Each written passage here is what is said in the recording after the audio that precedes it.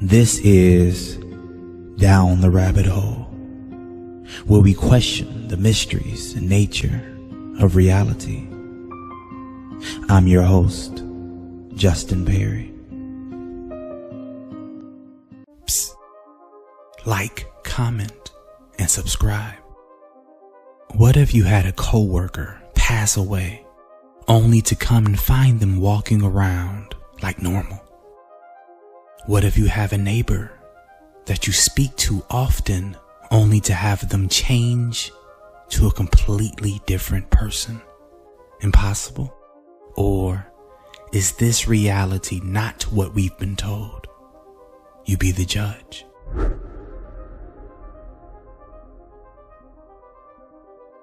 That's not my neighbor. I have thought for the last 2 years that this event was a Mandela effect, but after finding this sub, I'm starting to think maybe it was a glitch. Anyone else have something so blatant happen? I'm hesitant to tell this story. No one believes it, even my husband who saw the whole thing. But here we go. My neighbor's directly across the street from me. They're married and expecting a baby. The wife is a tiny blonde woman, very Caucasian, very tiny build. We wave to each other daily and yell salutations across the street.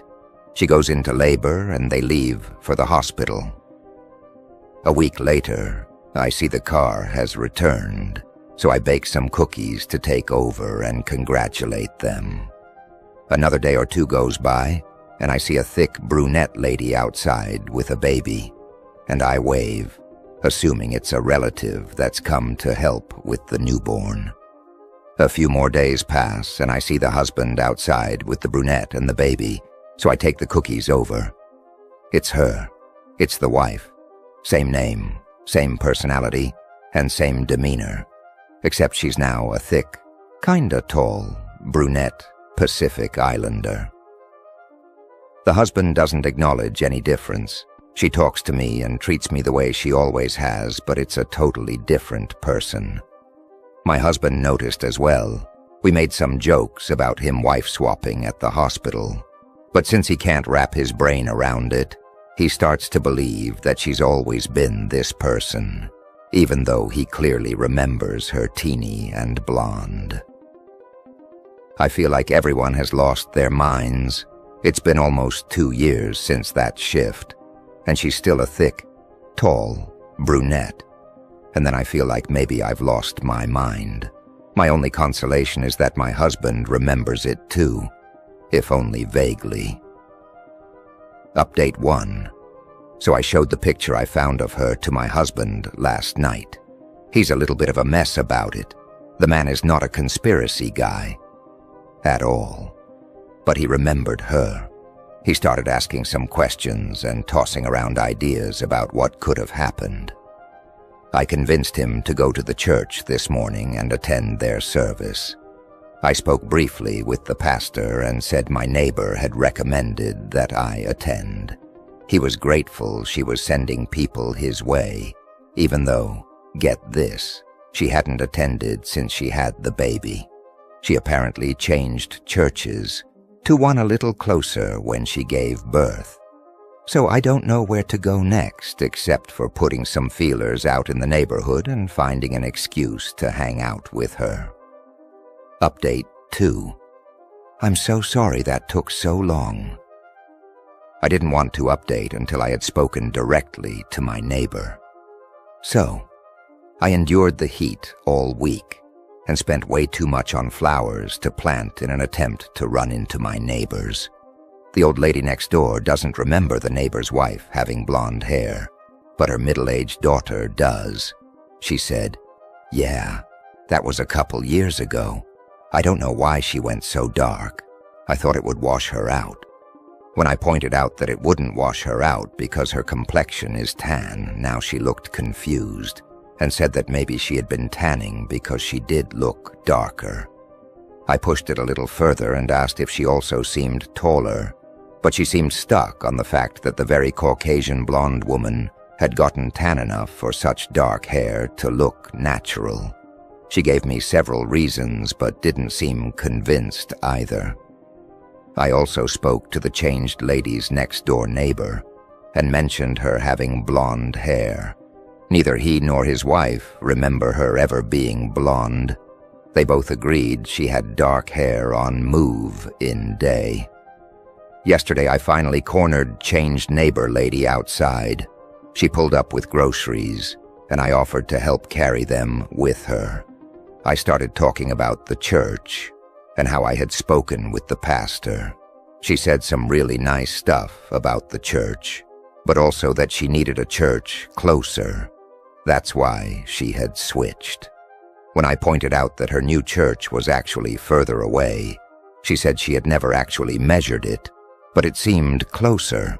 I pointed out that her old church was in our town and her new church is in the next town over, and she said the back roads must just make it seem shorter.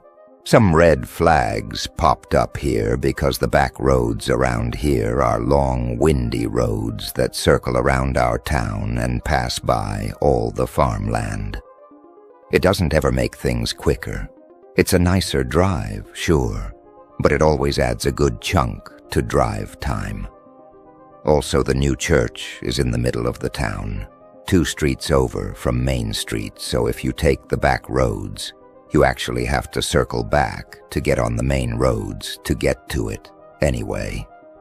It would be much more convenient to take a direct route using the town roads that connect the 2 towns. It's almost a straight shot from the middle of our town to the next town over. I don't know why that bothered me, but it did. After a little while of small talk, I brought up the hair. I said that I was trying to go blonde to hide some gray that I have coming in, and did she have any tips? She laughed and said the last time she was blonde, she was in high school, and it was a mess, so she didn't recommend it. I pointed out that she was blonde right before having her baby, and she got really weird, almost defensive, and said she hadn't. She had only tried to go blonde that one time in high school, and it turned orange, so she dyed it back immediately. I told her I chalked it up to pregnancy brain because she was definitely blonde while she was pregnant. She ended the conversation shortly after and thanked me for my help, but you could tell she was annoyed with me. So guys, not super sure what I've learned other than the girl next door to me, old lady's daughter, and I are going to have another chat. She made me feel like she remembered, but she couldn't wrap her head around it. I'm going back to the church on Sunday to poke around and talk to some more people. Any more ideas? Final update. Sorry it's been so long, and honestly, it's embarrassing. The more I looked into it, the more everyone around me thought I was nuts. I have a nice life, good parents, a husband, and kids. They could not understand why I'm obsessed with the neighbor. I'm still very sure of what happened, and I'm still super curious, but I had to back off, so my family didn't have me committed. 2 left shoes. I bought a pair of black pumps online about a month ago that I've worn several times. The days I've worn them have been long days that involved a lot of standing, and I've been comfortable. I am completely certain that I had a normal pair of shoes, 1 left and 1 right. I pulled them out of my closet this morning, and when I dropped them on the ground to step in, I immediately noticed they were both left. I was completely dumbfounded. I put them on, and obviously, the second left shoe felt really weird on my right foot, and I could barely walk. I got my foot in the shoe, but it very clearly did not fit. My husband is convinced I've been wearing 2 left shoes. There is no way I've worn 2 left pumps all day, on multiple days, without noticing. I don't feel like I would have made it past trying them on without noticing. I have not taken my shoes off anywhere or let anyone borrow them. I wear them, mostly, to work, come home, and put them right back in my closet. I am spinning on this. Is this a glitch? Also, how do I get my right shoe back? Not really, but they don't get it at all. I started to think that they thought I was having a nervous break, so I dropped it. I've only kept a peripheral neighborhood gossip approach.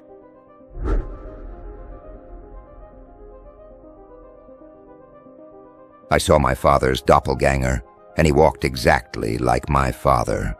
I was taking a walk beside the nearby lake, and I was thinking about my father for a moment. My father doesn't live in this country where I live.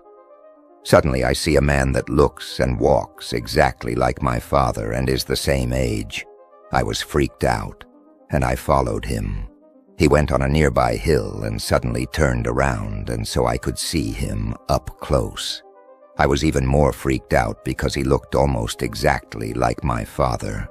He faced me and then looked away. Can someone explain what this could be? It is very strange that not only did he look like my father, he also walked like him and was the same age. Even his mannerisms were like my father's. I feel very emotionally distressed because I feel like I saw my father and he ignored me. Edit. I missed an important detail, and it is that my partner also saw him and thought the same thing, although he didn't follow to see him closer.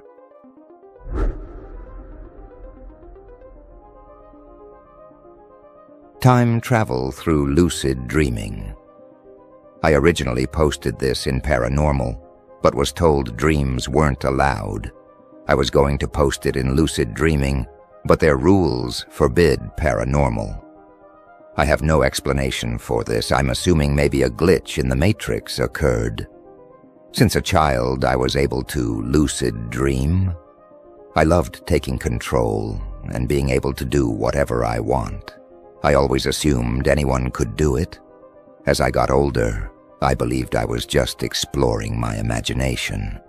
Until this one night, I had a very vivid lucid dream. I found myself with this woman. I was trying to get a hold of my surroundings, looking at the street and buildings, guessing where I was. Everything looked old-fashioned, like something you expect to see in the early 1900s. London. I had a sense that I time-traveled in my dream. I was in the past. That's when I asked the woman I was with to tell me about herself. She was very passionate about flying planes. She wanted to be an aviator, and she was headed to America. Given the time period, I knew female aviators were a rare thing, and I was worried about her.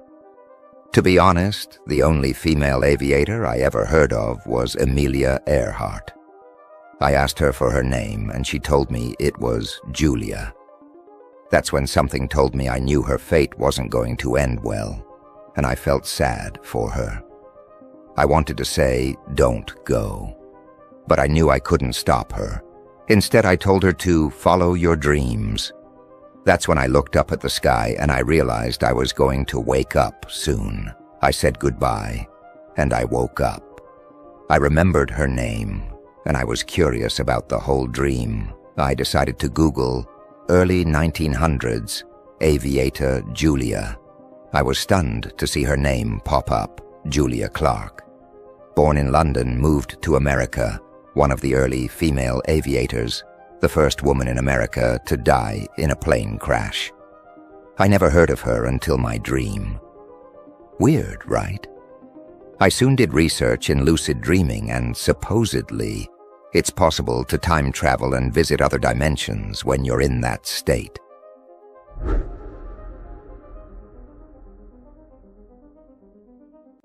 The coworker that passed away. So this weird glitch happened last week and totally freaked me out. For the last month, I have seen a small shrine to a deceased coworker sitting on a table in our lunch area. There was a picture, sympathy cards, an envelope for donations, and a sign with the obituary calling for people to sign the card and donate to the woman's family. I had never met the women, but I have only been working here a few months, so I haven't met a lot of people.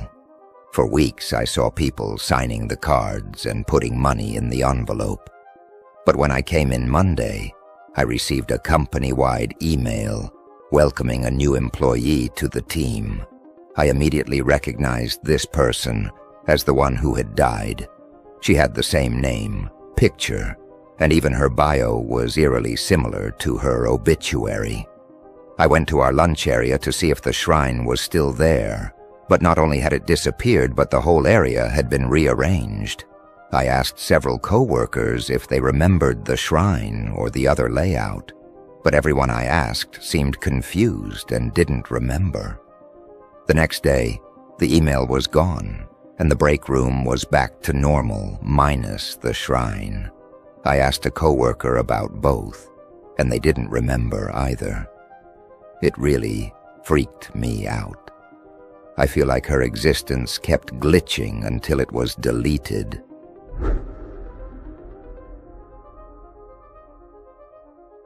I know the car was green. My sister and I talk about this one quite a bit. My other sister has a Kia Soul, and when she bought it, it was a light green color. It's silver now, though, and she swears she's never owned a green car. That's because she hadn't, until this one. Both my sister and my cousin vividly remember it being green. When she comes by, I still instinctively look for the green Soul. I'm not sure how the three of us independently came up with this, but no one else in our family remembers it being anything other than silver. Edit. We saw the green car for months, not just once. I also borrowed it from her. It was always green, until one day it wasn't.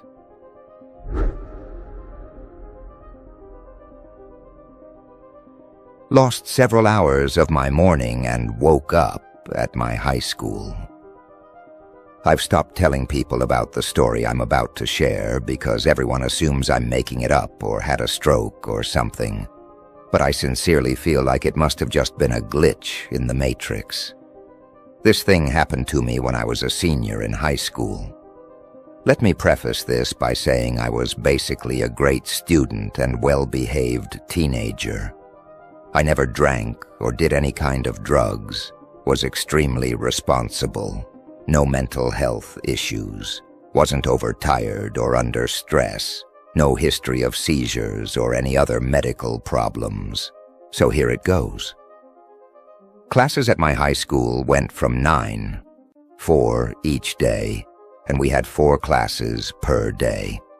I took a calculus course that was only offered outside of normal school hours from 7 o'clock to 8:30, and then I had an off period where I was permitted to leave campus from 9 o'clock to 10:30, and then needed to be back on campus for second period by 10:37. I usually woke up around 6:15, got ready, left around 6:45, and was able to make it to class on time. We had assigned parking, so I knew I would have a spot right by my math class. Some of my friends were in my class, so I always got dressed, put on makeup, etc. before class, even though it was early.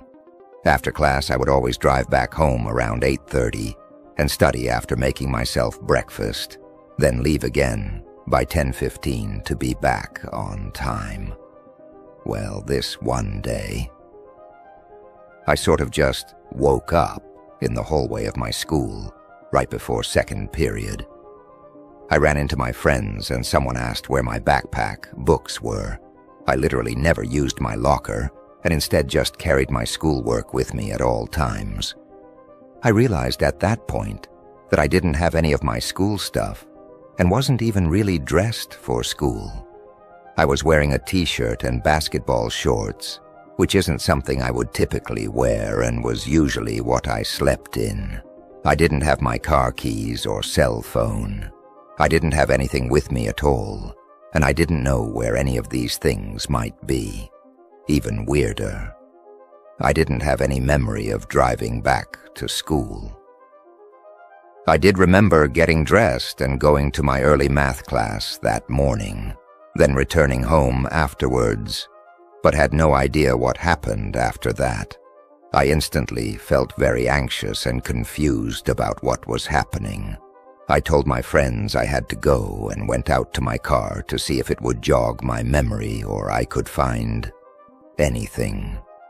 When I got to my car, it was locked, but was in the right spot.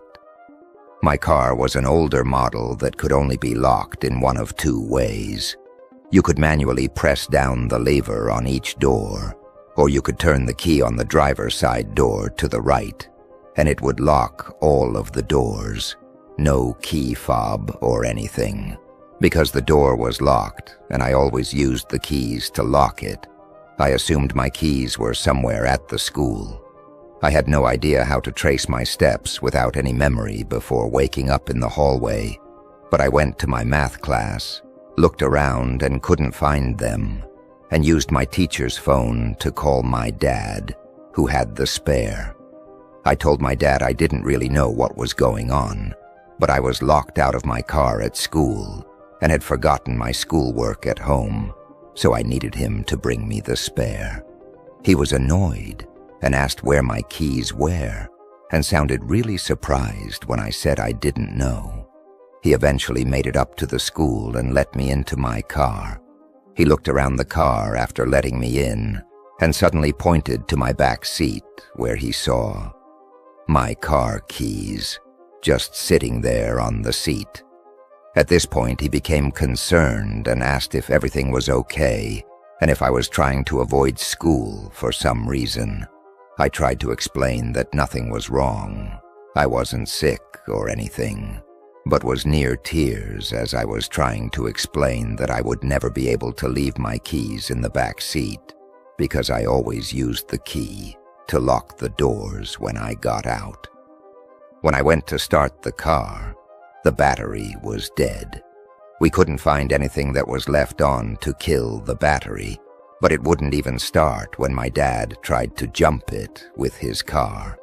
So we had to go buy a new battery. My dad was a little spooked and said maybe the doors lock as a safety feature when the battery dies. But that makes no sense because how could they? So how had all the doors to my car been locked with the keys in the back? Why was my battery dead when I didn't leave anything on in my car?